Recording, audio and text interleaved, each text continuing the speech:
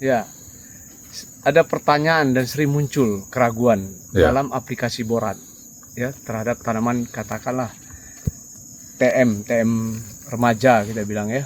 Contohnya seperti ini. Di mana harus kita letakkan borat? Ya, Pak. Borat itu sendiri ada dua, ada yang kristal, ada yang bentuknya tepung. Ya. Nah, kalau kita recommended sepertinya lebih baik pakai yang tepung untuk di tanaman kelapa sawit. Oke, ya. Pak. Tanaman keras. Kenapa? Dia slow release dan dibutuhkan lebih lama, dia pelan dia ya. Tepung.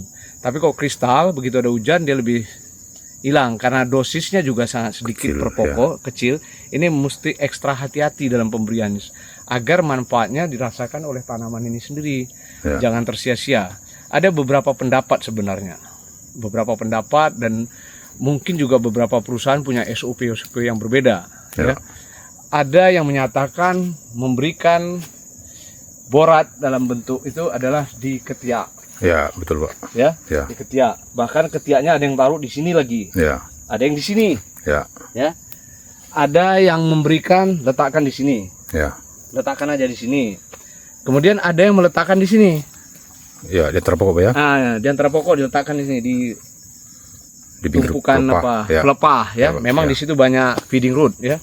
Nah, jadi kalau berdasarkan ya logika, kemudian berdasarkan analisa, kemudian berdasarkan juga experience ya, pengalaman-pengalaman sebelumnya.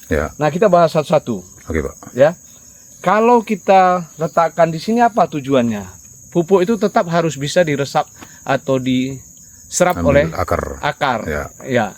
Itu sumber masuknya sesuatu nutrien kepada tanaman yang paling cepat itu ada dua. Satu melalui akar, satu melalui daun. Ya. Betul, Pak. Nah, kita nggak mungkin foliar application atau melalui daun di tanaman kelapa sawit karena ini skalanya besar. Kecuali mungkin nantilah pakai drone. Itu pun saya kurang yakin karena drone itu dari atas, sementara stomata di bawah. Oke, Pak. Ya, ini juga satu faktor. Nah, kalau kita taruhkanlah ya, katakan berapa ini? 150 gram. 150 ya, betul, Pak. Oke, 150 gram. Nah, kalau 150 gram, katakan kita taruh 3 titik sini, ya. Titik sana. Jadi 3 titik lah kita bilang, segitiga, terserah bagaimana. Nah, mari kita bahas. Kalau diletakkan di sini, bagaimana Anda meletakkan? Tentu Anda letakkan di sini kan? Nah, tujuannya apa? Ada menyatakan bahwa ini ada jaringan nanti yang menghisap. Kalau akar tidak ada. Atau kemudian dia jatuh menetes pelan-pelan. Nah, saya anggap letakkan di sini. Kapan mau sampai ke batang jaringan? Sedangkan ini dilapisi. Ya, apalagi kalau kita pakai kristal, hilang duluan. Kalau tepung masih bisa bertahan. Nah, kemudian ini ada sampah ini. Nah, ini dia. Nah, ini sampah kita. Apa dia bisa diambil? Nggak bisa. Tunggu dia turun lama nih. Ya. Nah, perakaran baru dia sampai ke sana. Oke. Nah, ini kurang tepat menurut saya. Ya. Karena dia tidak terserap maksimal, jelas. Nah, kemudian ada yang bilang letakkan di sana itu. Oke, Anda punya 150 gram. Anda mau letakkan di mana? Di sinikah 50 gram? Di sanakah atau di sanakah? Ini juga satu persoalan. Daya serap juga akan apa? Dan kemudian tabur pelan-pelan.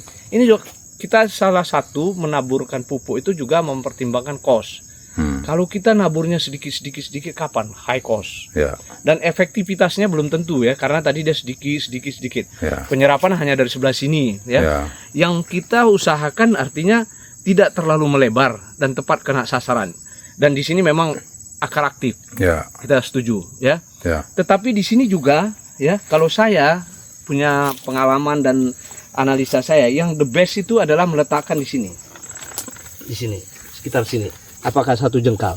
Jadi ini sekarang saya buktikan. Kenapa saya harus letakkan di sini? Ya. Kalau di sini tadi saya anggap ini banyak waste terbuang. Ya. Tapi kalau di sini tengok nih contoh, ini perakaran yang aktif. Ya. Kalau kita korek lagi, ini masih ada aktif. Memang tidak sebanyak sana. Tetapi kalau kita letakkan ini lebih mudah. Langsung ke akar gitu, Pak. Langsung ke akar. Ya. Jadi 150 gram kita letakkan di sini dan ini lebih mungkin tidak terbuang kemana-mana. Ini masih di sini range-nya.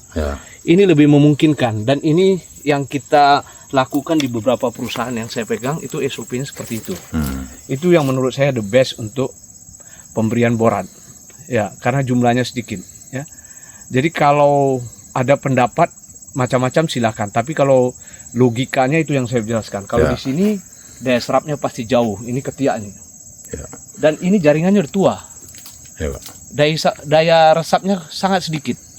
Ya, itu pun kalau Anda bisa kena batangnya. Ya. Ya.